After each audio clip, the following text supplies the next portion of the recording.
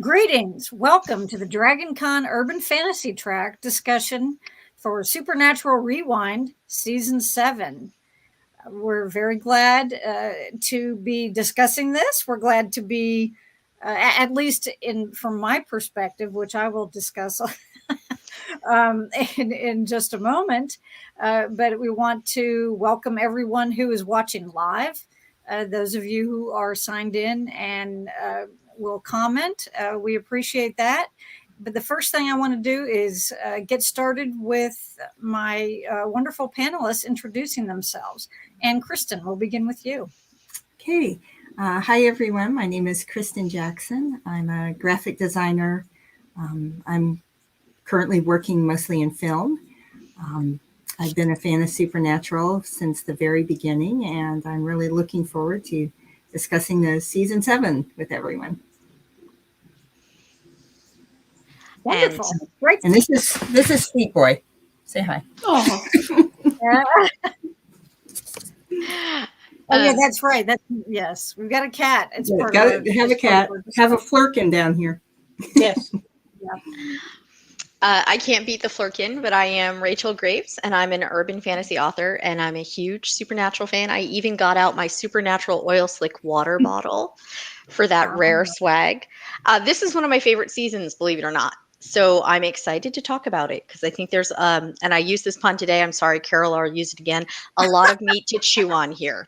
A lot to chew on. Yes. The world is your dinner plate. Okay, I'm sorry. To use an actual quote, yes. Beth. Hi, I'm Beth Dolner. I write paranormal fiction and nonfiction. And I'm convinced the house I live in is haunted. So it fits right in for a supernatural discussion today. Yeah, that's right. You mentioned that last month. So yeah, we'll have to get an update from you. Yeah. And Gail. Hi, I'm Gail Z. Martin, and Morgan Bryce is Gail. I write epic fantasy and urban fantasy. As Morgan, I write urban fantasy, male paranormal romance, but all my modern worlds are ones where Sam and Dean could walk in and feel right at home. And I came late to the party on Supernatural, fell in love in the middle of season 11, but I think I have made up for it with passion and obsession and deep commitment since then. Okay, I'm sorry. The reason I'm laughing is because, but I think deep commitment is probably a perfect example of your relationship with the show, Gail. I think that's a good one. And Marx. Hey, I'm Marx Pyle. I'm co-host of the podcast Shaw Entertainment. I'm a filmmaker and also now an author. I have a series, an urban fantasy series on Kinovella currently called Obsidian Monsters, and been a fan of Supernatural since it very first aired. Very beginning, yes. Well, what I was referring to when I said that, that I was really glad to be discussing this season is because I've long looked back at it as being the one that I couldn't stand. And there are two reasons for that. Because I think Leviathans are like super gross.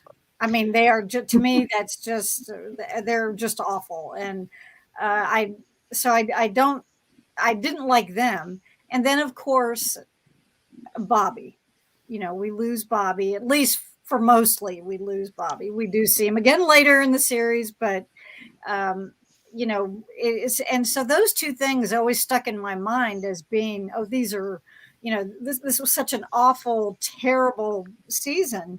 But going back and watching it this way, and maybe it also helped not having to wait a week to see another episode the way I did, when I originally watched it.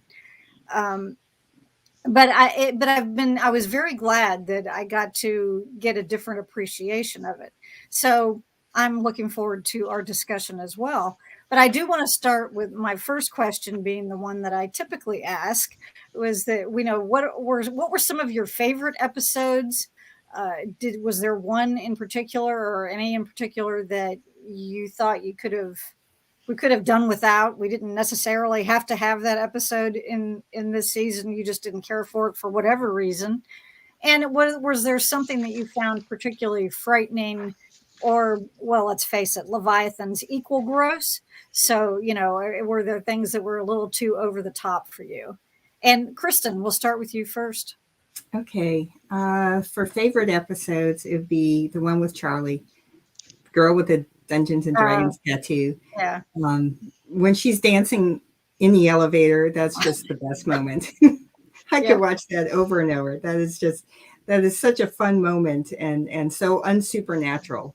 But 100%, for Charlie and her character, that was great. I think the one I hated, and I watched maybe 20 or 15 minutes of it, and then I just turned it off, was the wedding one. I couldn't subject myself to that again. And it's funny is that there were a bunch of episodes I did not even remember. I had just totally blanked on them because season 7 was not a favorite season. So I've never really gone back to it. And I must have pushed it so far back in my mind that I just totally blanked on like quite a few episodes. So I was watching them like I was watching them for the first time. For all I know, I could be watching them for the first time. I don't know. I had one like that it was in season 6, I believe it was. And I can't remember offhand which one it was. I'd have to go back and look. But I swear to you, I don't remember ever having seen it the first time. And I thought, well, I know I did because I watched them all. But I well, except Bugs, which everybody knows. But I honestly, there have been others that upon these rewatches, I've like, oh, I didn't remember that episode was in this season, or I didn't remember that this happened in this episode, or, something like that. You don't remember all of the details if it's been 10 years since you've seen it. But yeah, that is an interesting feeling, isn't it? Like, yeah, as far as I know, the only episode out of the entire 15 years I haven't seen, and I still have not seen, is the one with the monsters in Chicago that was supposed to be a spin-off episode.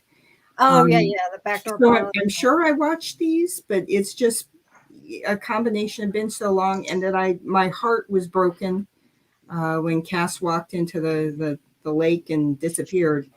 And so I probably just tuned out of the following episodes, and I was like, I don't care anymore. I don't care. So that's probably why.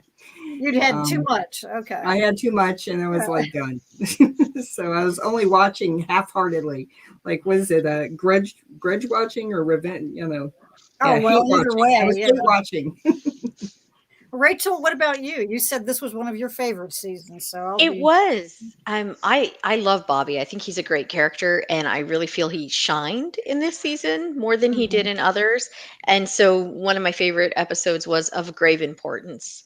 It's a great ghost story. It's got a spooky, creepy old house. They laid low on the angst and drama enough that I could enjoy my ghost story. And Bobby was in it, so I was pretty happy with that. There are a bunch of Monster of the Week episodes here that I would consider my worst, just because they don't really further the Leviathan plotline, and I feel like you could pick them up and drop them into any season and they would kind of work. There's tension between Sam and Dean that's sort of unspecified when you watch the individual episode, and the worst or best example of that is Repo Man. Which we just basically torture Sam the whole episode, and it just got really difficult to watch. Is something I say a lot, but in this case, tedious. Like watching someone hurt, watching someone struggle through what could be a mental illness. That's not entertaining for me. And it was a Monster of the Week, and it didn't really do much with the Leviathan, so I could get rid of that one without even blinking. So wouldn't hesitate. Yeah. Okay. Beth, what about you? I tend to agree with you, Carol. I've always thought of this as the absolute worst season of Supernatural, but going back and watching it, there are a lot of episodes that I do really like, and I've kind of forgotten how much I like them. I don't really care for the Leviathan storyline. I feel like the writers had a great idea, but never quite fleshed it out as much as I would have liked. So I kind of find those episodes a little boring. But there are some really great Monster of the Week episodes. I'm like Rachel. I really like Of Grave Importance. I think that's a wonderful haunted house story. It's a wonderful Bobby story. And then I think The Mentalist is probably my favorite episode of the season. I just think it's a really solid standalone episode that was just really a fun and interesting episode to watch. Okay. And I've got to interject that much as I don't like the idea behind the Leviathans, the actor who plays Dick Roman, he was Oh, fabulous. he's brilliant. Yeah, just absolutely fabulous. I mean, I remember thinking that at the time too, but that didn't make up for the fact that they killed Bobby. But anyway, okay, Gail. I think my favorite episode is Plucky Penny Whistle. Maybe it comes from having taken 3 kids to Chuck E. Cheese a lot, but I could identify with someone getting killed there, and maybe having strange satanic rituals in the basement. It sort of fit. Yeah. I just thought it was a very clever episode, and we got some backstory on Sam and Dean. I also loved Of Grave Importance. I thought Annie really was terrific. And come on, 3 foxhole stories? That's a lot of foxholes. That was hilarious. It was a hat trick. We're proud of her. Yes. And in Sam's defense, he didn't have a soul. Bobby, Death's Door, amazing episode.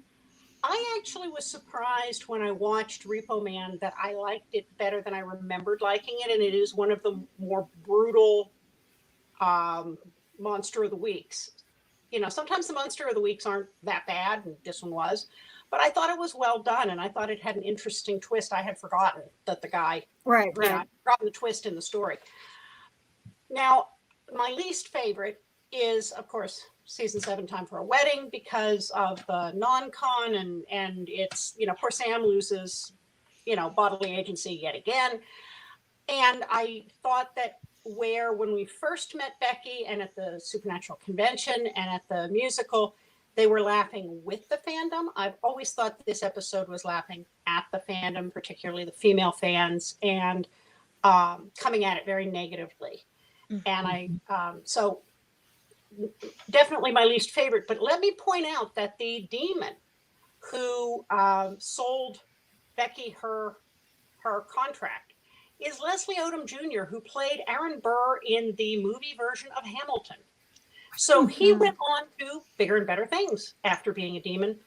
Whether or not a contract was involved, I guess we just have to find out. But little suspicious. Maybe he was inspired to check into the whole thing. Yeah, not a big fan of the Leviathans, but I also wasn't a big fan of the whole Godsteel thing. And I thought the Amy Pond arc, I get that by the end of the season, Dean had grown and Sam had grown to say, yeah, okay, I shot your daughter, you shot my old girlfriend, now we're even. I just thought that it was manufactured tension between the brothers and could have just did not warrant Sam stalking off and the whole snit. I really hate when they do that. Yeah, exactly. Yeah. One of my pet peeves from the many years of the show. So yes, I understand that completely. Marx, what about you? Yeah, so this was always my least favorite season 2. And I think the block, not all, but a good chunk of the episodes immediately after Bobby died, I kind of blacked out on. I was like, oh yeah, I forgot about that, like Slice Girls and stuff. I totally forgot about. I do like it better this second time around. I don't know if it's just because I'm just happy to see Supernatural again, but I do appreciate some of the storylines they did more this time around. And for example, we got Garth, we got Charlie, Kevin Tran, we got another Alpha Vampire episode. So all those were really good. Yes. Yes. And Rick Crowley, welcome back. and Crowley was great. Yeah. but like a lot of you said, didn't care for Leviathans. A lot of their story arc. The actor who plays Dick is great, but I think they undermine their the tension that they can bring by all the jokes of his name constantly and the bibbing. I never understood the bit. I know, but I got a kick out of those. I always felt like they're more like Buffy, like they would fit Buffy a little better, maybe. I don't. It depends on how gross you got with them.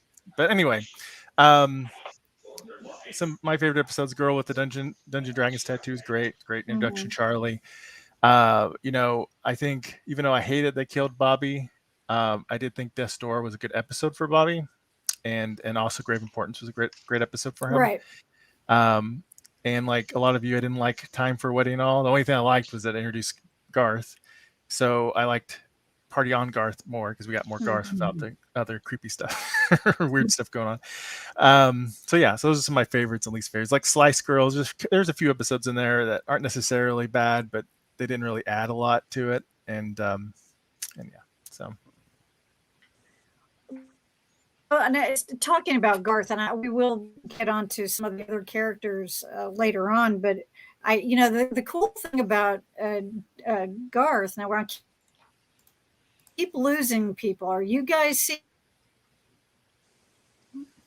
seeing? You're going in and out, Carol. Because if I am okay, well, I can still talk while I move, but I'm going to walk across the room. with my laptop. So I apologize to you guys and to our viewers. We've been having rain all day, and that does not help when it comes to our connectivity.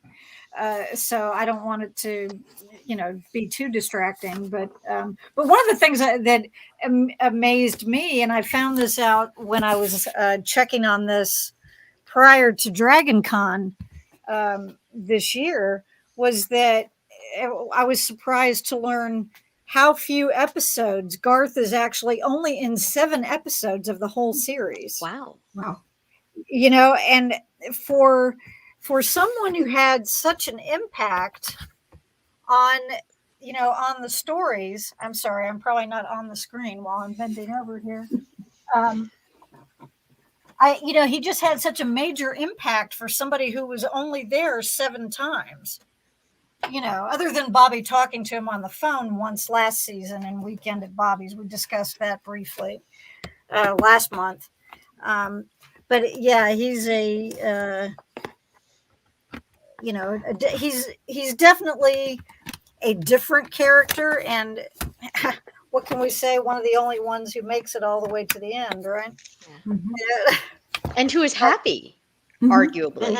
I mean, he also has a healthy relationship with kids and a wife, and an extended family, and none of them die. It's shocking. Right. Although it does get a little close there at one point. All right, now I'm going to go get my chair. And again, I apologize. I'll be right back. One of the things that stuck out to me in Meet the New Boss was Sam and Dean had this whole discussion about you can't kill God. And watching it now, in hindsight, you're going, you might want to rethink that because looks a lot more like now that you get out to season 15. But there's a whole discussion about, asking Death to kill God and can you kill God? And geez, that's just crazy talk. And surprise. Yeah, there are a lot of things that come up. And here is a comment. I don't have my mouse with me, so I'm going to put. This is a comment from Renita.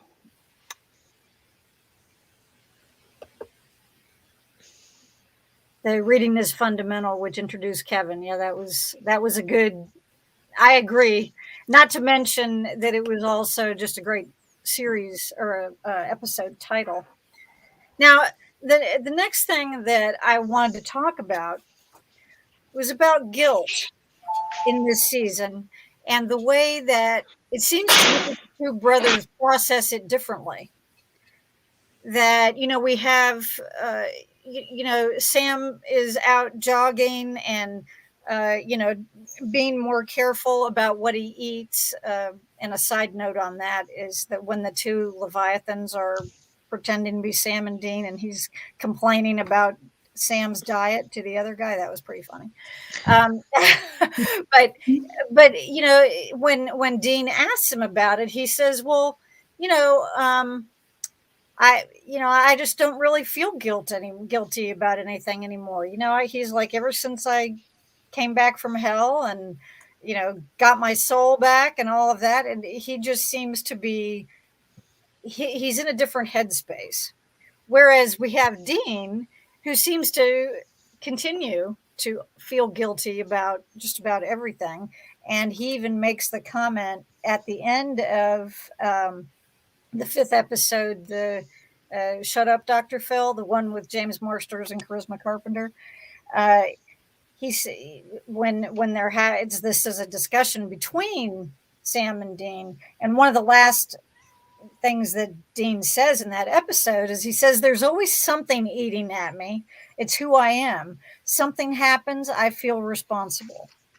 And I just kind of wanted to get your feelings about that, about what I said, about the way that they seem to be kind of diverging and how they process the guilt. And do you agree with me? Do you think it's evident? And we're talking about just, what's led up to this season and this season, not with what we know is to come later or anything like that. And I would just want to get your reactions to that. And Rachel, we'll start with you. I was still reviewing my notes. I think that they do handle pretty much every emotion differently. And I don't want to belabor a point we've made before, but this goes back to John Winchester's A+ parenting. You can always bring that up because we all agree about that in general. But I mean, Dean never had someone to take care of him. Dean had to be an adult from his very young days, whereas Sam had someone to take care of him. So I think we see Sam expressing emotions in ways that Dean doesn't. And I feel like this season is very much how mental illness manifests in people who have different support networks. Sam expects someone will help if he asks for help. He thinks help is coming. And Dean very much doesn't believe anyone's coming at any point. Right. If true. Dean doesn't take care of it, it's not going to get any better. And what I was really surprised by, and you didn't mention it, is we see Dean retreating into physical pursuits that bring pleasure rather than trying to actually make things better. So anime gets mentioned a few times as an art form. I'm not even going to debate that. But I think the quote you brought up with the Leviathans, when the one Leviathan who's role-playing Dean is eating a burger and says he even thinks sometimes this is better than sex. I really felt like that was Dean, like, seeking out ways that he could create happiness for himself in a world where he otherwise doesn't think it's ever going to happen. So there's a lot of guilt in this season, but I think there's also a lot of desperation and trying to find something to cling to. And, they just really don't ever find it the whole season. It's kind of a bleak picture for our guys. Okay. Beth. Yeah, I think we're definitely getting into the heavy drinking phase for Dean with this season.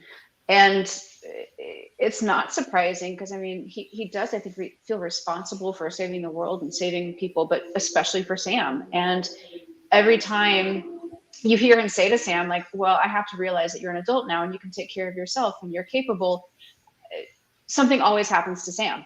And I think we especially see it this season where he wants to believe that Sam is okay. He wants to believe that everything is going to be all right. But Sam's hallucinations with Lucifer keep getting worse and worse. And so Dean goes back to that, well, I have to do whatever it takes to protect my brother kind of mode.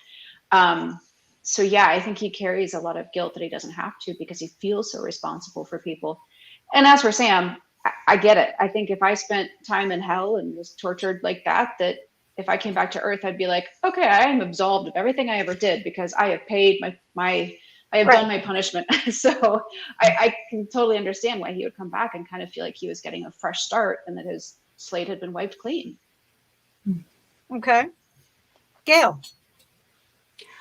I pretty much agree with everything else that's been said. I think we saw Sam carry so much guilt in season 3 and 4 and 5 and 6 for not stopping Dean's deal, and for being played by Ruby, and for the demon blood addiction, and for just existing because of the demon blood. And he was so guilty for all of that, even for things that he had no control over. And then season 6 for what he did when he was soulless.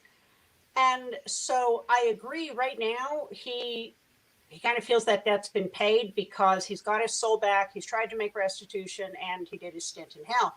Now, come season 8, we are right back on the guilt train, on the "you didn't look for me in purgatory," which I think is one of the dumbest plot arcs in the series. But we haven't gotten there yet, but okay. We haven't gotten there yet. But I think that when you see Sam having the hallucinations, he's not as together as he tries to make Dean think he is, because I think he realizes Dean is spinning out of control. And so if he can hide his crazy, then Dean won't feel quite so responsible, because Dean's not in a good place. And for Dean, it's just been one hit after another, and very few wins. And then they lose Bobby, and that's kind of his anchor. And so, and I think in some ways, like you said, Sam came back from hell and felt he had a fresh start. When Dean comes back from purgatory, I think he feels like he's expunged a lot of sins, and then everything goes downhill from there. So, yeah, I think, but guilt is a perennial for Winchesters. If it goes away, it's not for very long. It's kind of hardwired. It's just, yes, part and parcel of their not necessarily their biology, but certainly their psychology, right? Marx? Yes, Sam got a soul reboot, right? So it removed all sins. So that was interesting to see that the contrast, and then of course we see what's happening with Dean seeking out all sorts of pleasures. She even gets him an Amazon baby. So I think that they have that contrast, or they definitely have that contrast in the whole season. I think it was kind of weird with Amy Pond, and what happened with that resolution was really kind of, they were building up to something that just kind of like ended with one little, he walked away and then he was back. They're back together by the end of next episode, which is kind of was pointless.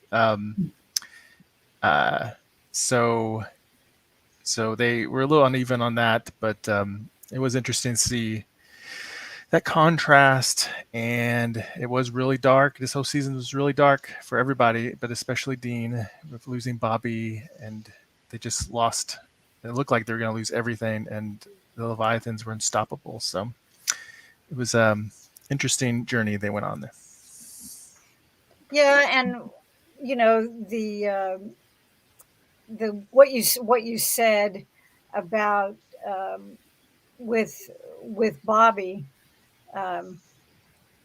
well, there was something I will get back to. I will come back to that later, because actually our next question is going to be about Bobby. But anyway, Kristen. Yeah, I agree with Gail that guilt is sort of the Winchester default operating position. They sort of go in and out of degrees of guilt from one brother to the other brother, kind of trade who's feeling who's feeling worse at any particular time. And the time when Sam and Dean kind of split up reminded me of the original split up when they with Meg 1.0, when they had that an upset argument, and then Sam walked away with his backpack, and then they were back together again, like the following episode. But that sort of guilt, we start to see, the initial signs of Dean just falling into the bottle more and more. That whole alcoholic period, I was like, oh, I'm going to have to relive that again. Oh God. Right. So I was feeling terrible too. But yeah, I guess it's just, if you're going to watch this show, you're going to watch the boys with all their flaws. And the fact that, in real life, you feel guilty about various things in your own life. So it's a relatable emotion. The boys take it a little extreme sometimes, but it's just part of the show. It's part of why you feel a connection to the characters because you're relating along with them. Well, there's, but I would maintain that I think that the guilt somehow gets to Dean a bit more. And I think that probably is because of the responsibility that he feels for his brother, which kind of translates into, other things as well. And I think that for him, it seems to be, a more serious default setting, I guess, than it is for Sam for most of the time anyway. Now we have a couple of comments here. If I can go, there we go. That, oh, come on. I left my mouse across the room. I might need to go get it. Is Sam's soul did just come back from hell? The soul's ultimate punishment, coming back to Earth, may have lightened the burden on his soul. That's true. That's very. I mean, he could well have been feeling, oh well, guess what I got away from? Good for me. And then she says, as for Dean, he has always been the leader, so he's always going to feel responsible, and that is hard for him to put down. Yeah, because as we know, he never actually does. So, that seems to be the case for 8 more years as well. Now, I said we were going to talk about Bobby, and we are, because Bobby is great and he's wonderful, and certainly a flawed individual in his own right. I mean, after seeing in that episode, the Death's Door episode, where we see what he actually did to his own father, and that was. That was pretty gripping stuff right there. And you think in some ways, how are you still walking and talking after all the crap you've had to go through, But my question for you guys is that, how did you feel about his story throughout the show up until this point? And do you think that he got an appropriate ending?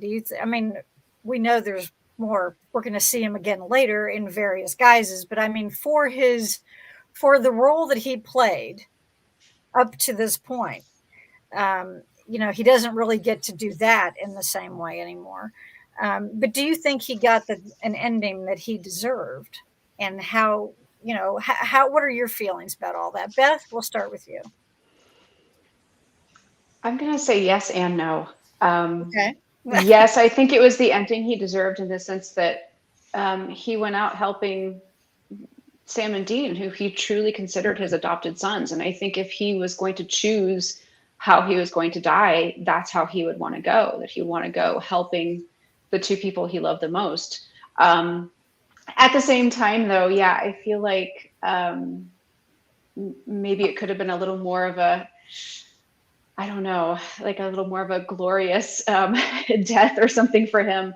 And I struggle with it because I love Bobby so much. And I hated it when he died. The first time watching it, I hate it still watching it again. Oh, I know. Yeah. But so awful. But at the same time, I kind of understand why the writers made that decision, because he was around a lot in this season and the boys were really relying on him. And I feel like if you always have Bobby to fall back on, who's always going to have the answers, who's always going to have the reference book you need, then it becomes too easy. And so I understand why he kind of needed to be removed from the story. But I am glad that we got even more insight into his backstory before he was gone for good, which we all know now it wasn't for good, but it was nice seeing that all about his family growing up and his dad and all the things that he had to overcome. So I appreciate that we got to get to know him that much better this season. R.I.P. Bobby, right? Yeah. Gail. I think that plot-wise, they took away Bobby, they took away Frank. Once again, the boys were isolated and on their own. And that really is the core of the show, is that the two brothers are making their way against insurmountable odds, pretty much just the two of them. For as much as we love our secondary characters, it's really not an ensemble show. It's still focused on the brothers. And so you can't let anybody encroach too much on that, or like Beth said, it becomes too easy, or it takes away from them kind of struggling their way through this. They learned a lot from Bobby that their dad didn't teach them. They're better hunters now because they had Bobby. And so I think his example in every way made them better men. But plot-wise, they had to go back to being on their own and struggling.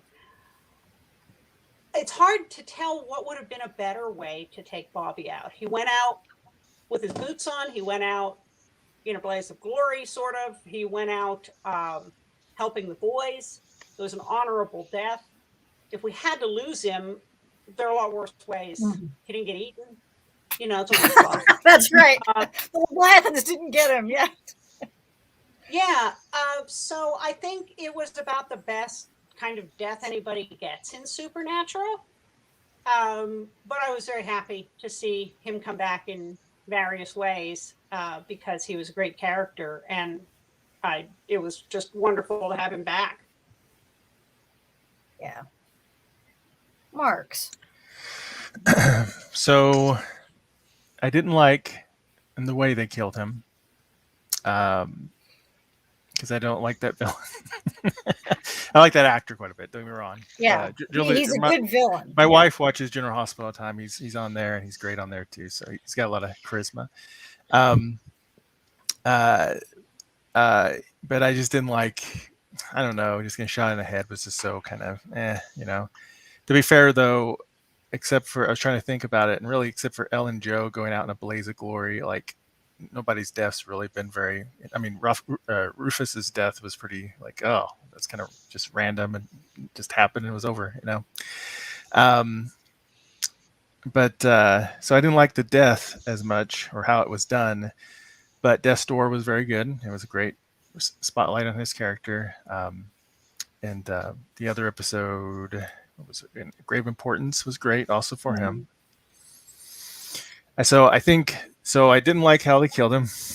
I liked the middle stuff, and then I didn't like how they resolved it. And I think that's one of my other problems is that's the Leviathans this season is I feel like there's a bunch of story arcs that just kind of fizzle, and kind of unsatisfying. Like Bobby was kind of fizzled, you know. He's like, I'm gonna go revenge Ghost, but I'm not actually going to help you at the very end for the fight the Leviathans and Dick. I'm just gonna like realize that, and you just burn me away and stuff, and that was very like unsatisfying to me if they were going to go that route with him. Plus Ghost Bobby would have been really cool for a whole season. Yeah, well, that's true. Lots of interesting things could have done with that. So anyway, so I do appreciate Death's Door, Grave Importance. Those parts were great and added more to the character even more, so he felt really bad for his death. And I do like how they stumbled to try to find a replacement like Frank, and then the professor that was so annoying to them. The Amazon episode, Slice Girls episode, yeah. So the mayor from Buffy. Oh, that's right. I forgot he was. Yeah, we had a bunch of Buffy people this season, didn't we? Yeah. So not thrilled about Bobby. I understand those supporting characters and everything. I just would have liked something a little bit more. I don't know, just something a little bit more with how he died and how the Ghost arc had resolved. Okay. Mm-hmm. So they could have had he could have been a ghost in subsequent seasons as far as you're concerned, and it would have been okay. I would have been fine. Maybe just one more season with him. He could have gotten a little too much of a overpowered advantage, I guess. Although they have an angel quite a bit after this, but but yeah, I would have liked if they weren't going to satisfy or have a better ending to that revenge ghost element. Then I would have liked him to stick around for another season and then have some other, like, how they kind of start to fall apart and everything, like some of them did in the house, some other side effect if it wasn't revenge start happening, and that's why he has to move on or something. So okay, that'd been kind of cool. Yeah. Kristen. Yeah. I think I remember reading interviews at the time about this season and how the intention was to take everything away from the boys, just kind of strip away all their comforts, as part of the reason for why, they took away, Cass and Bobby and the Impala, and it's just like just a whole season of loss from start to finish. And it hurt that they not only killed Bobby, they essentially killed him twice. Yeah. It wasn't good enough to put us through the ringer the first time. then we have the burning of the flask, and you're watching the flask, and then you see the light on the boy's face as he kind of flames out as a ghost. And it's like, oh, come on. And just make us lose as much emotionally as the boys did. Right. And also, like just have these limp pieces. It's horrible. And the fact too that it wasn't just the loss of Bobby, but the loss of a place for them to stay, a home. They took away his home. They took away the car. So now they're left without their traveling home, the Impala. They're left without a substitute home with Bobby's house. And it isn't until they finally, happen on the Men of Letters bunker that they finally have a place to kind of call their own, or have a place a shelter. And so that was kind of a secondary loss with Bobby is that it took away a place for them too. So, and the lore, they lose a lot of the lore, a lot of their references. Yeah. Mm-hmm. Irreplaceable objects. Yeah. So it just, the sort of the fortress that Bobby had built for himself with you had the bunker underneath and the panic room, and just, everything that Bobby symbolized was taken away. So it was, the character was taken away, but everything else that went with him was taken away. So it was like a little too much for me. I thought they went overboard with the taking away. They gave us a Frank, they gave us a Charlie, they gave us a Garth, but in return, we had to give up a lot for them. Yeah. And it just, for me, losing Bobby twice was just too much. They could have just stuck it with the one, and like Mark said, carried Ghost Bobby on for like another season, so we'd have time to, without saying goodbyes, like basically back to back for the same character. Right, twice in the same season was. Yeah, it's just, I mean, that's a little much. Now you're just, that's a record for Supernatural. Now you're just being mean. Yeah, you're just being mean. Just being mean. Rachel, what about you? I'm going to quote Bobby's Reaper here and say most men like him die of liver disease watching reruns of Barney Miller. I didn't like it coming this season. I didn't like the way it was handled, but this was a good death for Bobby. I think if we had left him in the wheelchair and bitter, I think if we had left him drunk, if we had left him broken because he's had to kill the woman he loved again, that would have been different. But he fought his Reaper so that he could help the boys. He was able to have this wonderfully cathartic moment standing up to his own father and saying, I had two boys and they were heroes. And there's a lot that is hinted at that we clearly haven't seen. He's got a cornbread recipe that he makes that Right. we've never heard of. And he's eating with chopsticks really, really well in a way that I would not expect someone like Bobby to do. So he's clearly had this rich, full life, and he goes out helping the two sons that he loved. So I don't think there could have been a better death for Bobby. I did find it a little annoying. I felt like he did an info dump in The Girl with the Dungeons and Dragons tattoo. I feel like the writers almost forgot the power of having a ghost and then decided to just bring him back and be like, oh, this is everything. This is all this stuff that we should have been sprinkling out throughout several episodes and we forgot to. So here it is. So I do wish they had handled Ghost Bobby better. But as far as deaths go, I'd much rather he die like this than die of Alzheimer's or die some, utterly meaningless way. I think one of the things Supernatural forgets a lot is that people still have heart attacks and they still die in car accidents. And we don't see a lot of that in Supernatural. And so when you look at the choices for how we could have lost Bobby, I think this is noble and I think it fits him. Yeah, that's a good point. We were having this discussion. I was having it with someone, maybe it at a book group, and we were talking about you don't always, you don't always see people doing the day-to-day, everyday things. Like on 24, they never showed anybody going to the bathroom, or well, that was the reference we made. But so yeah, you make a good point that the deaths we see are typically either they're shocking or they're not always a surprise. We know there's going to be someone who has, that dies. There's going to be some kind of death they're investigating to get them involved in a case in the first place. But yeah, that's a good point that it could have been much different, especially for someone. I was going to say, I think that in an odd way, season 7 was the season when Sam and Dean had to really grow up.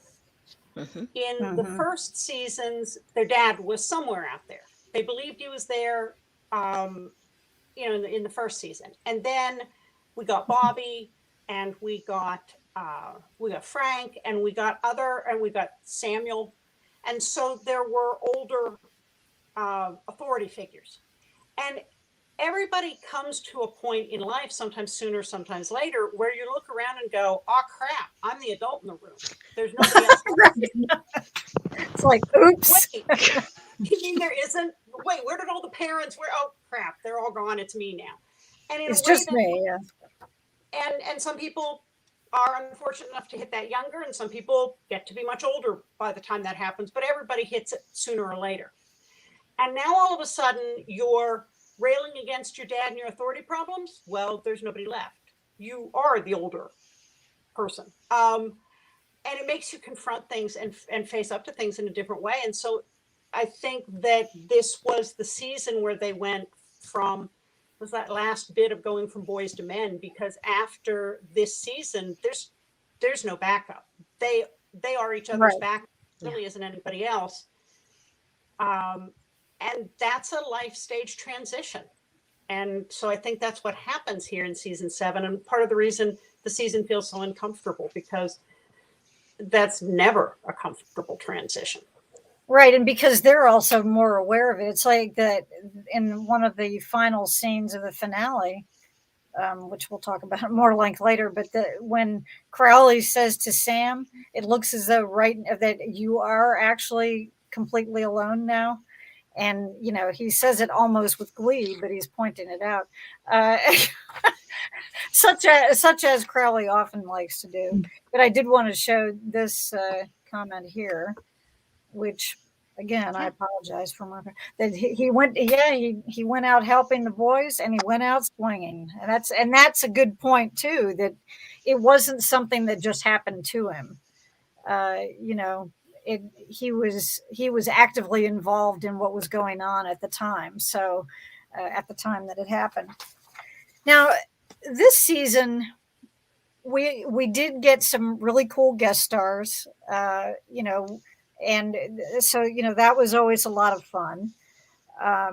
But then we also got to meet some new people who are going to figure into the story later on, like Charlie, like Kevin, like Garth, all of those.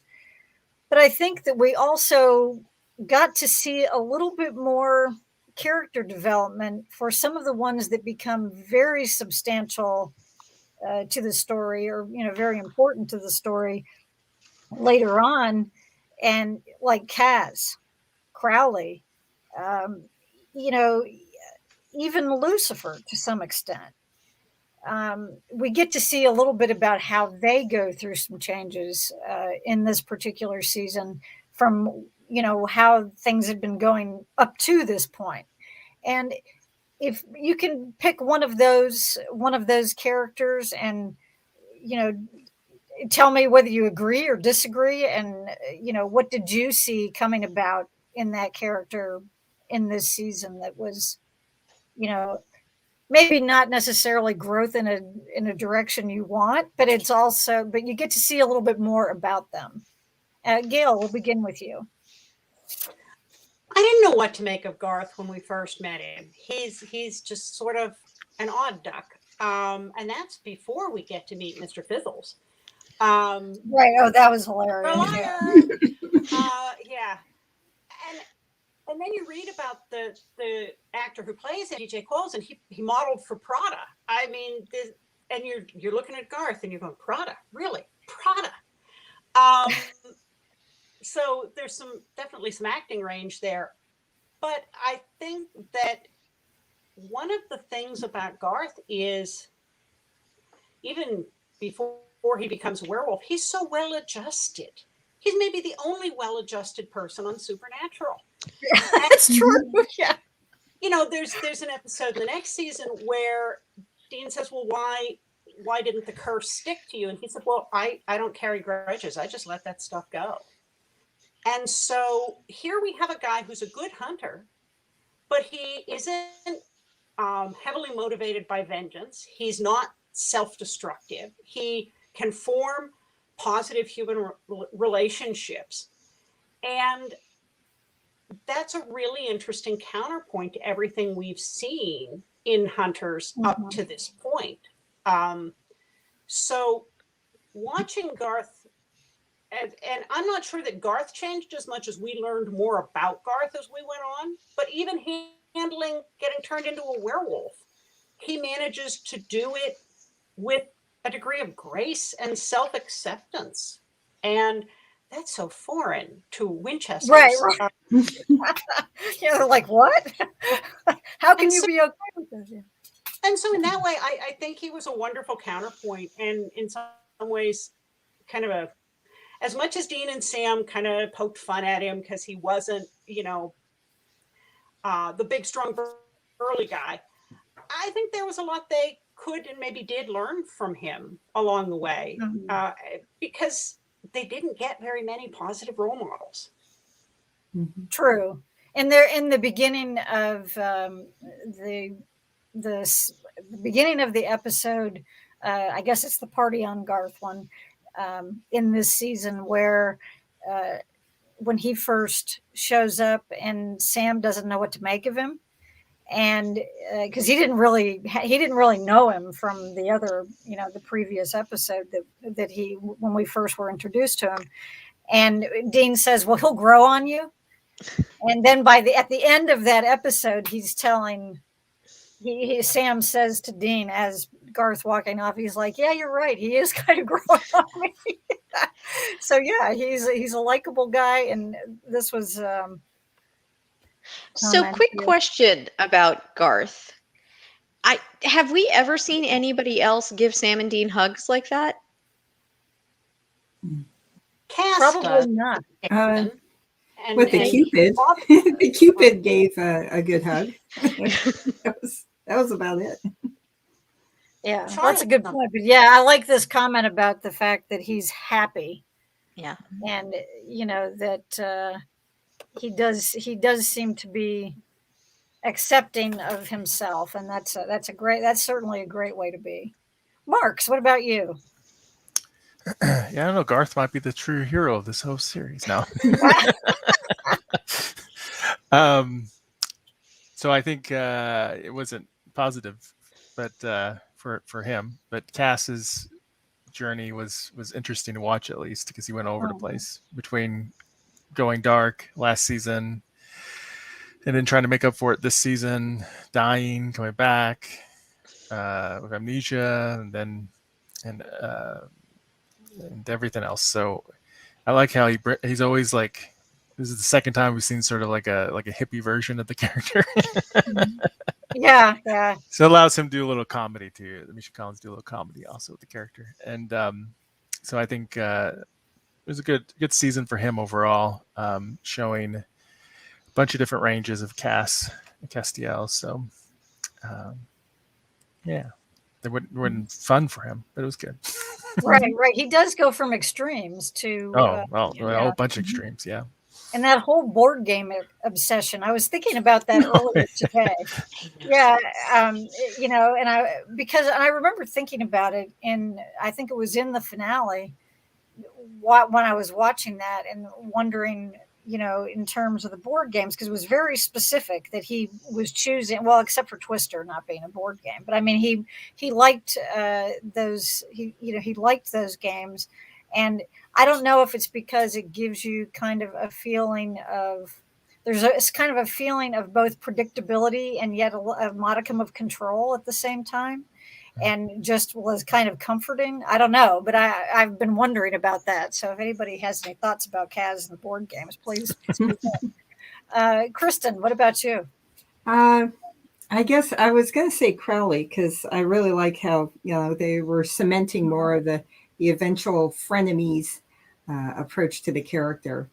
But I liked, even though it was sort of only in Sam's imagination, the Lucifer just driving him absolutely nuts with things that a lot of times would be pet peeves, yelling in his ear, "Good morning, Vietnam," or throwing the firecrackers, and just like Chinese water torture.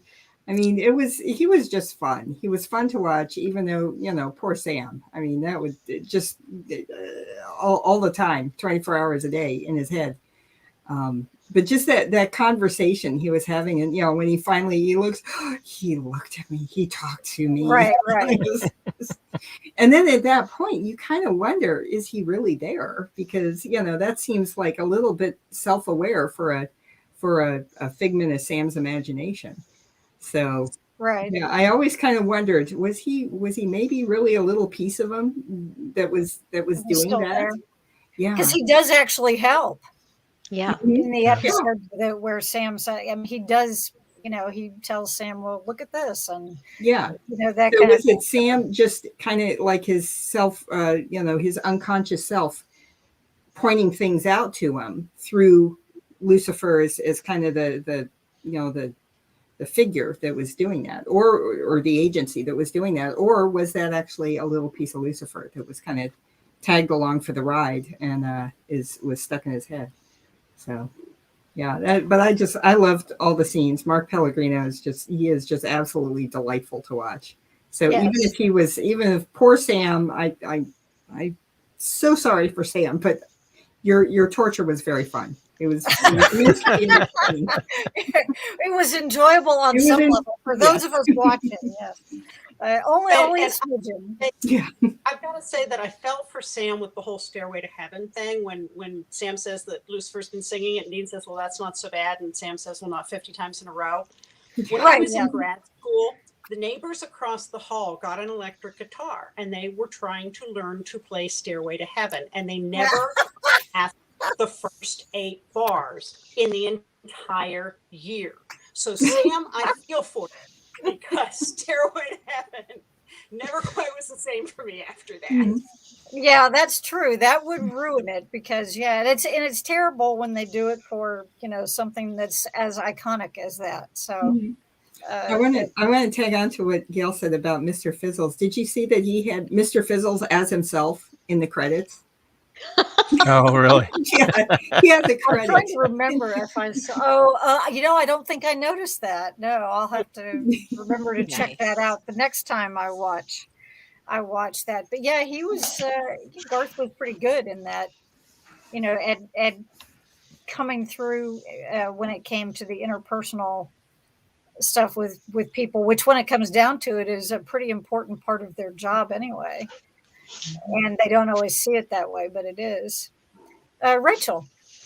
If I can't have an entire spin-off of Elliot Ness and fighting monsters with Lucky, the office manager who coached Dean, which would have been amazing. Also, I noticed a call out to Dean's gonna punch Hitler someday, so that was awesome as well. I would have to say Jodie. She does some things in this episode that really show depths that we haven't seen before. So she actually kind of yells at Bobby and tells him to let someone be nice to you for 5 minutes, and really has backbone. And we don't usually see that in women in Supernatural. They tend to die really quick, so we don't get that chance. And when they don't die, they tend to be sort of not sticking up to and yelling at the boys. And there's a great scene where Jody just looks at Sam and is like, "Shut up, Sam." And it was such a wonderful little back and forth that shows she doesn't hold them as like the people who are going to protect her or save the day. They're just other people. And she even brings up the fact that she was a mom, which is something that's so easy to forget with Jody, that her backstory is so tragic with her son. Yeah. And she can, at this point, just sort of say to Sam, "Don't make me use my mom voice on you." And just lets that roll off. Like, it shows she's gone through so much pain, and yet she can just make it a part of her life. And I know wayward daughters, wayward sisters, it was never going to happen, whatever. I really feel like we could have explored her character for years, and I would love to have seen more of her. And so rewatching this season and catching those little references here and there was so much fun for me. And we put in a plug for Dean's wardrobe in the Elliot Ness episode, and that's Yeah. I mean, not the thigh rig, but it's the shoulder holster, and it's a close second. Yeah. I mean, all he had to do was roll up his sleeves to the elbows and phew. You ladies need a fan or something? Yeah, that was funny. That reminds me, wasn't it last season that there was the time travel episode? Yeah, where they had to go back for looking for The Old West. And and so Dean decides to like overplay. He's almost doing like he's doing a Halloween costume rather than a cosplay. I guess you can see the difference. That was funny. So the fact that he had somebody else who was able to dress him in that episode, that was good. That was a good episode too, and I do like it. I enjoy it when they take those historical characters and people that accomplish some things that not necessarily extreme, but that mere mortals maybe couldn't do, that it would have been difficult for most of us. And it's like, well, maybe that explains it. That's Can I point out that historical Elliot Ness was only 27 when he busted Al Capone? We've seen so many older actors play him, but Elliot Ness was 27 when he busted Al Capone. That's right. Wow. I forgot that. Beth. Yeah. I really enjoyed Meg this season. I really, really disliked the character of Meg when she was first introduced on Supernatural until this actress took over the role. I really like her. And I just feel like this season it was fun seeing her, because even though the things she's doing it to help herself. I mean, everything she does is in her own best interest. Right. But I feel like we also get to see a little bit of a softer side that's maybe she does have a little bit of genuine compassion for Cass, and maybe she's not so awful after all, underneath all of those snarky layers that she has. So she wasn't in it a whole lot this season, but when she was, I just enjoyed it. I just feel like she's great in every scene that she's in. Yeah, and I think she gets some great lines.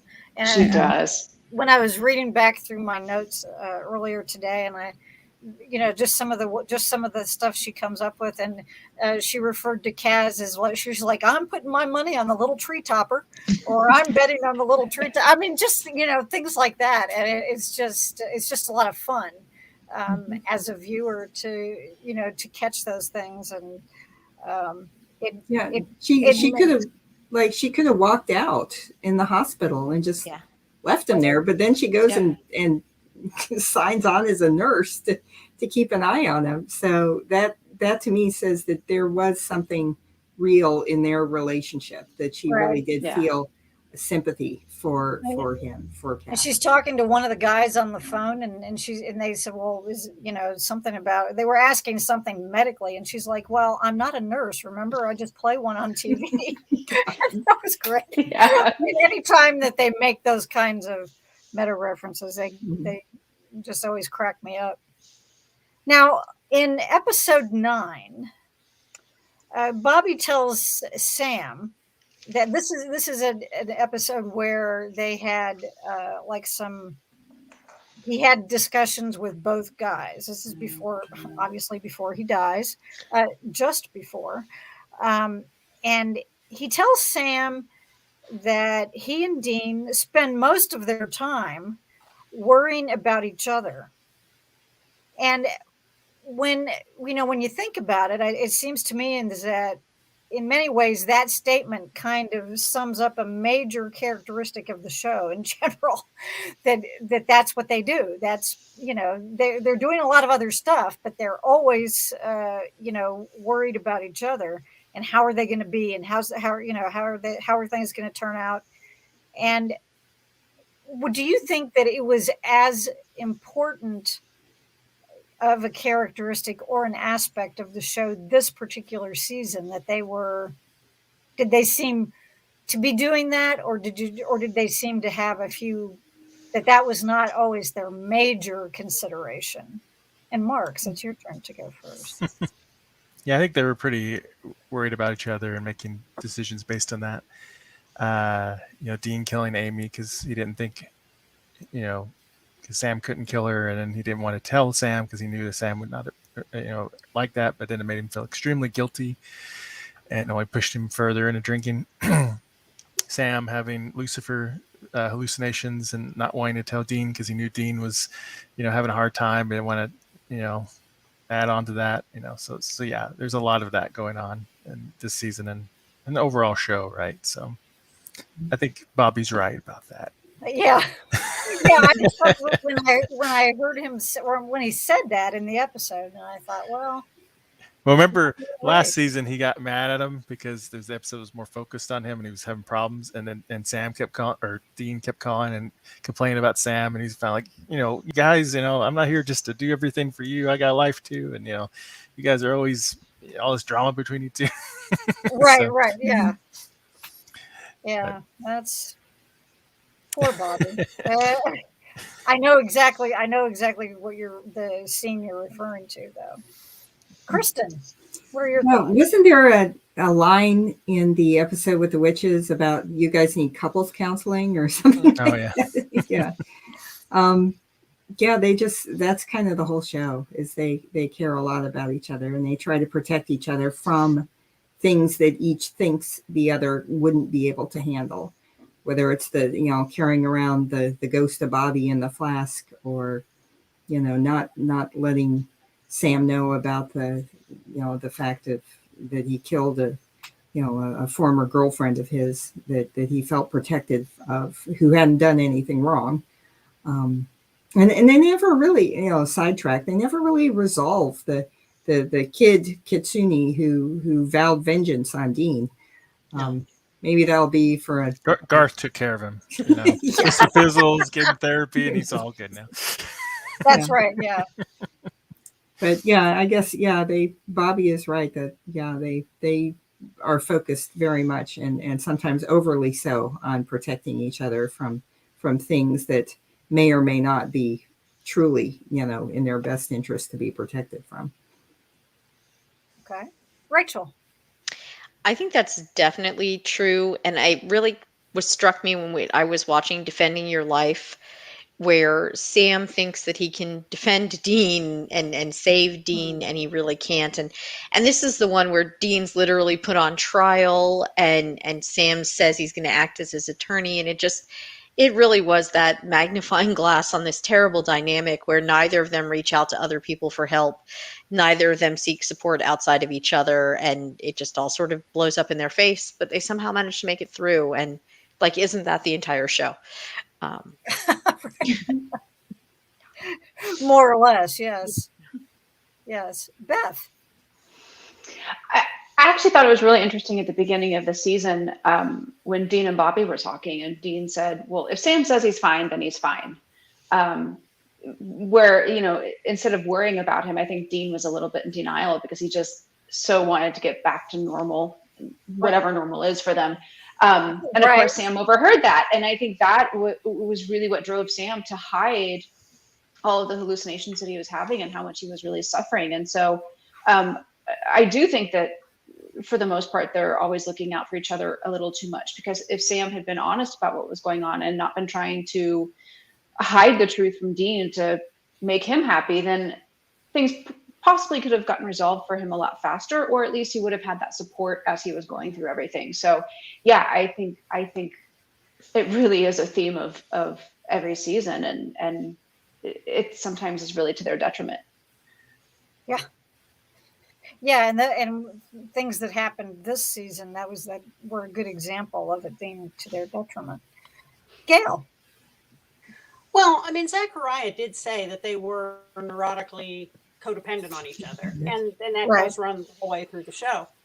I don't think it's the idea of protecting each other that's the problem. I think it's the communication and the secrets and lies. If they and that comes from trust.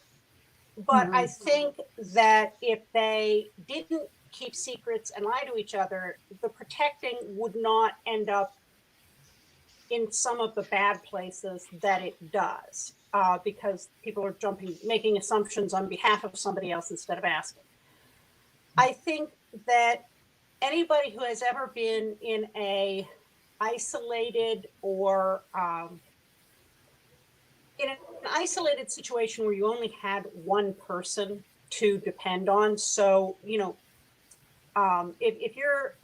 you've got a single parent and you're an only child, you're going to be bonded in a way that parents in a two-partner relationship with 2.5 children and a house in the suburbs are not, because you have to rely on each other in a very different way, emotionally and physically. And that's really what you've got here with Dean and Sam, is they've only got each other. And so, of course, they're going to be close. And Dean is going to be stone number one.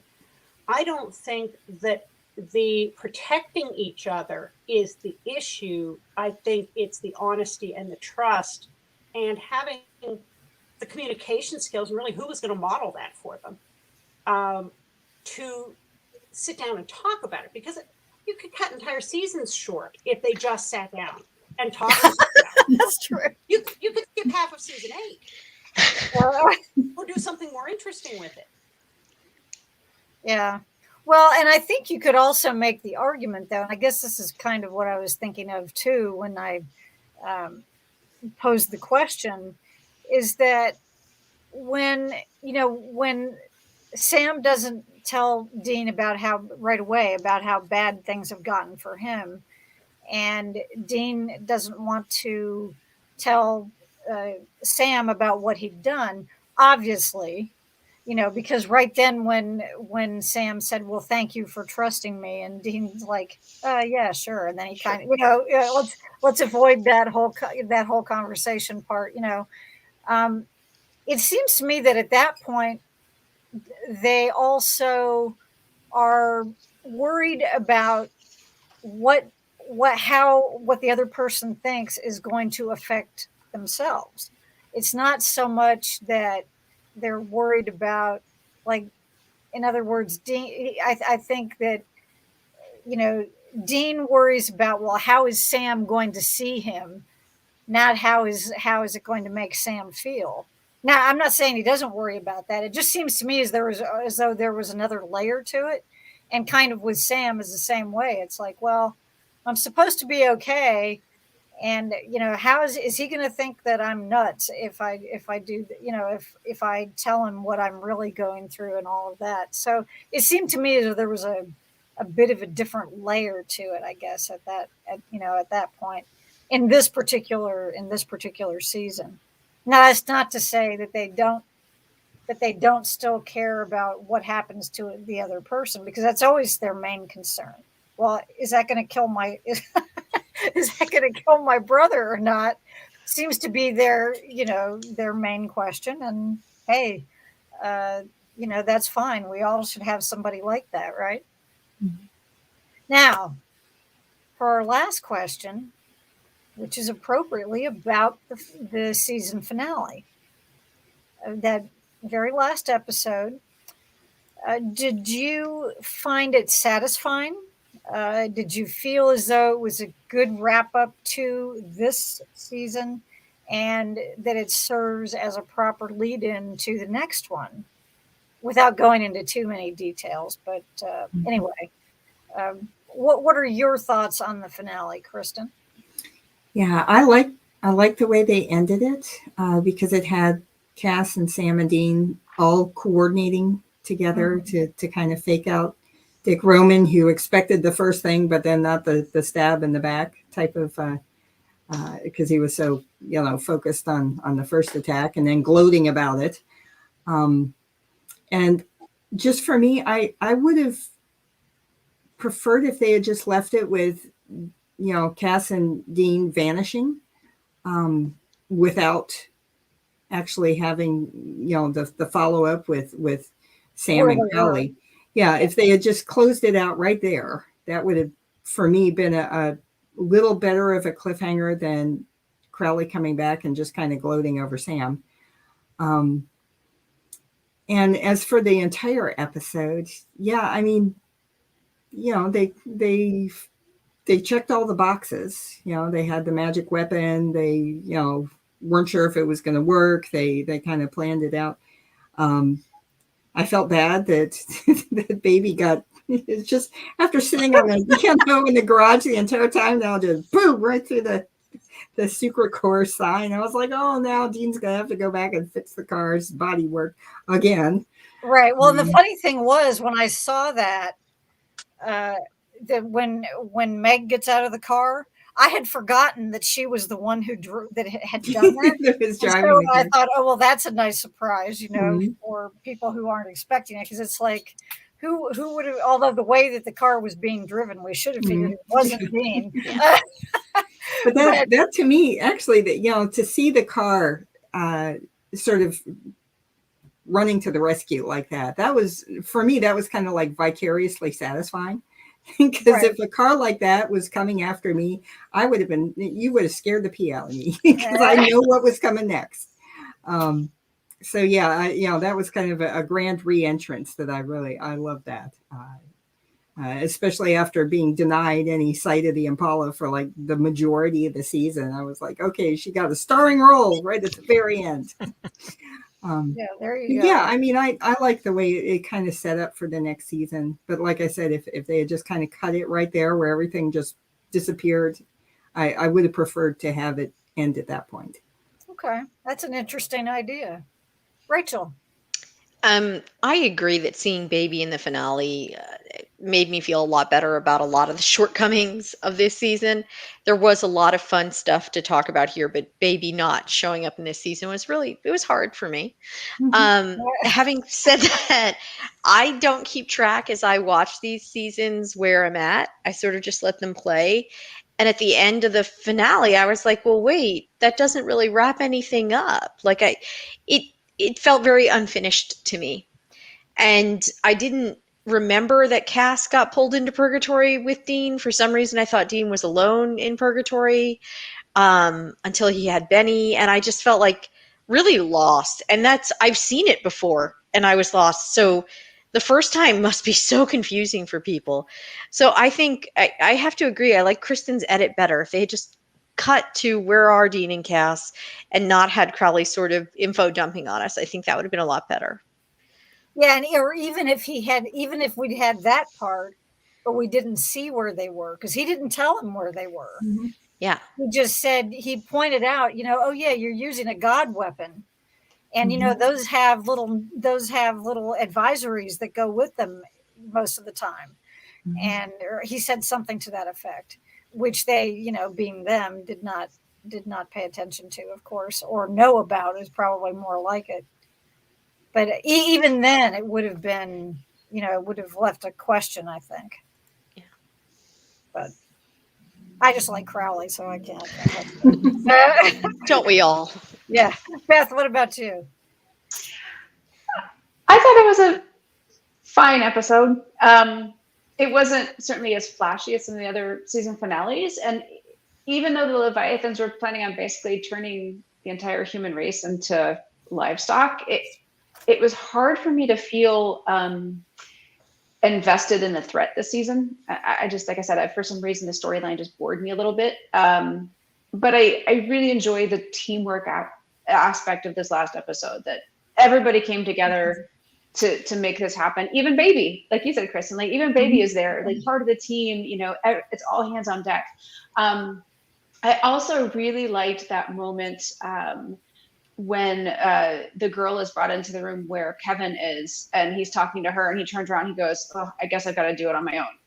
Because I feel like we're starting to see Kevin is starting to become the Kevin that we all think of, where he's a little bit tougher and he's a little more, well, he's just a little less wimpy than he was when we first met him. So I kind of enjoyed seeing that bit of character development for him throughout the course of that episode. But yeah, I also had forgotten that Cass was there in purgatory with Dean. And so then when he just disappeared, I was like, well, that's a jerk move. Like, he's not going to stay with his friend and help fight whatever monsters are about to attack. So, you know, I thought that was kind of a weird ending, but I was also like, season 8, Benny's coming. So Yeah, I know. that makes me happy. Yeah, exactly. Gail. I don't think it's one of the top season finales. I don't think it can rank up there with Swan Song or Sacrifice or Carry On or you know, some of the bigger ones, but it was okay. Leviathans, and as you mentioned, Dick Roman, the actor, is terrific, but honestly, evil corporate guy who wants to take advantage of consumers. Not really that supernatural. I think I've worked for him. Once or twice, at least. But was your guy a cannibal? Yeah. So as Monsters went, he was a little not monstrous for me, but I thought they wrapped it up well.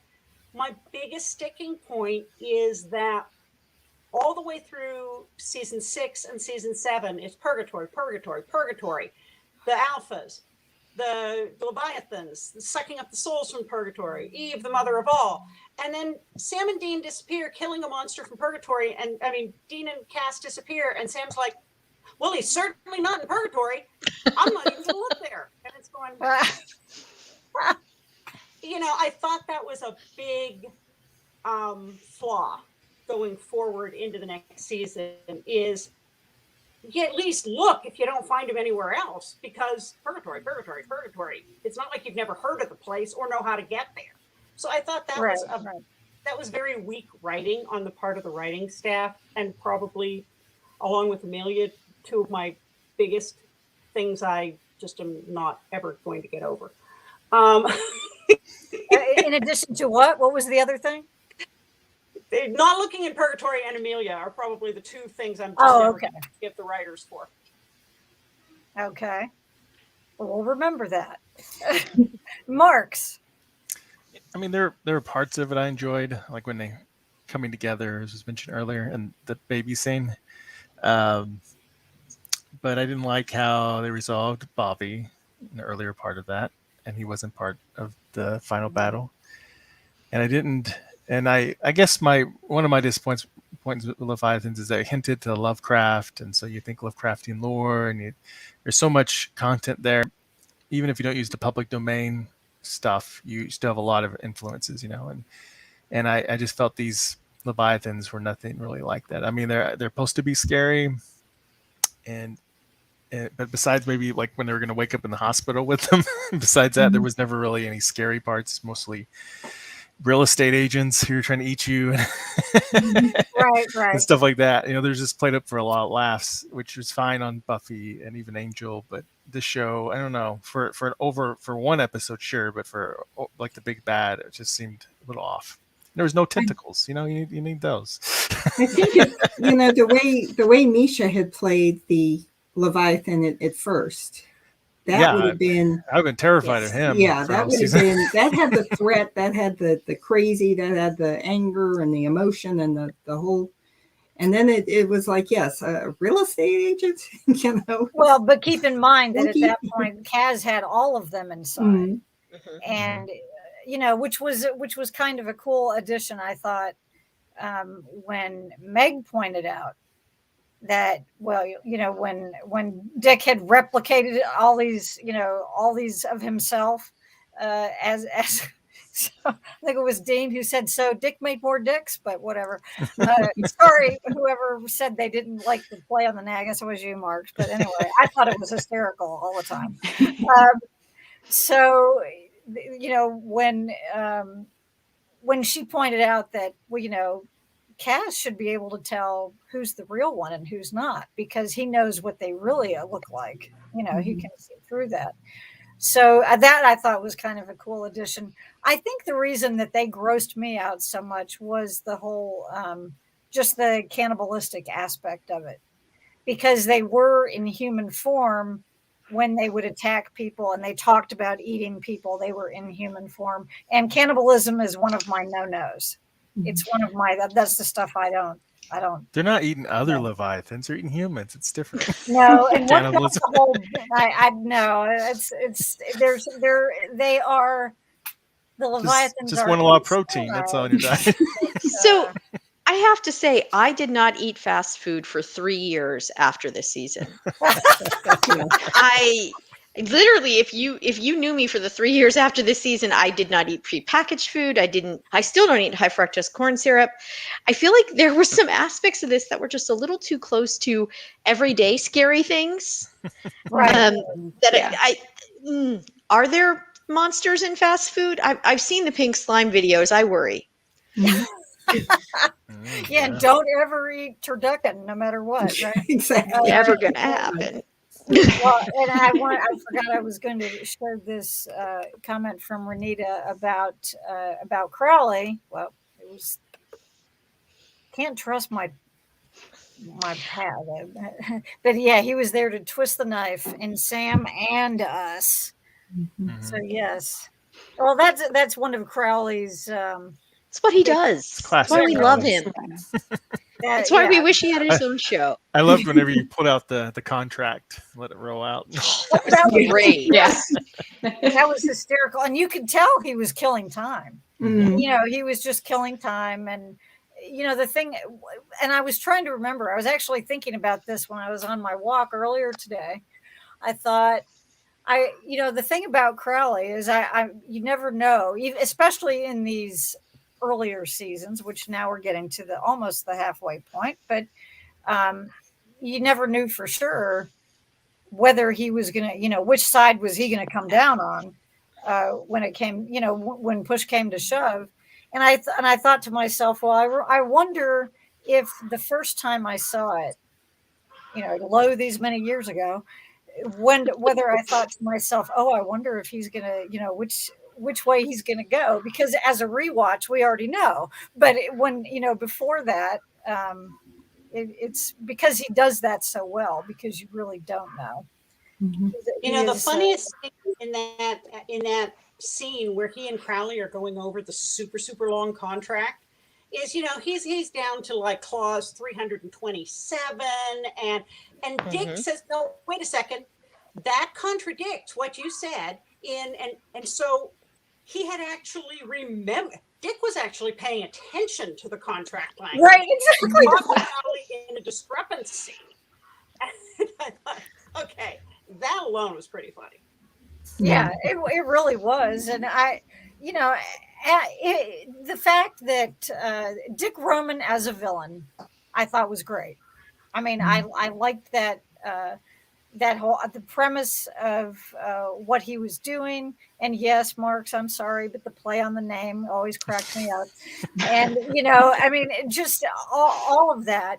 But it was the Leviathans themselves that they, and especially in the earlier part of the season, I think it really bothered me more than it did later on. And I'm not exactly sure why that would be the case. But I think part of it is because in the beginning we saw more and we heard them talk about how they were going to eat that person. It was more under discussion, and we saw a lot more people being killed by them. Whereas later on, as things went on, we had some episodes where they were mentioned, but you didn't see them at all.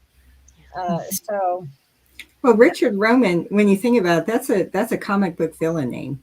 Yeah. Richard exactly. Yeah. Yeah. So that's probably why they took a little bit of a turn and kind of turned it into a bit more of a supernatural villain name, because otherwise Richard Roman, that's like That's like you'd see in a DC or, Marvel movie. Yes, exactly. Exactly. Well, everyone, I want to thank you so much for doing this. I hope that you enjoyed rewatching season 7 as much as I did, and I surprised myself by, because I even told my husband, I was like, "Oh God, I've got to go back to the one that I hate," and all this. And after the first few episodes, it's like, why, but when it started getting into the things that I did like about it, I'd forgotten that those were part of that season. But I'll always be sad about what happened to Bobby. I don't think I'll ever quite get over that. But in any case, I've really enjoyed it. I hope you guys all have too. Thank you so much for everyone who's been watching along with us, and to Renita with all of your wonderful comments and your support. Thank you very much. We appreciate it. And I do want to say that we will be doing season 8 next month. It will not be on Thanksgiving night, which is the last Thursday. We're going to decide when that will be, and that will be published on our Facebook page. So it will be the end of the month, though. So keep an eye out on that. And also, the other thing that I will be doing is starting back with the author interview segments in November, and the first one will be with Richard Cadre, and that'll be probably around the 10th or 11th of the month. Depends on when I actually get to post it. So in any case, but thank you to my wonderful panelists. You guys are all just great, and I appreciate that you're willing to give up all this time to do the panel, and then what you have to do before that. And again, to everyone who watches this, whether you're watching it with as we're doing it, or whether you watch it later on, we thank you so much. And at that point, I will just say good night. Happy Halloween. Bye, everyone. Bye. Yes. Happy Halloween. Bye.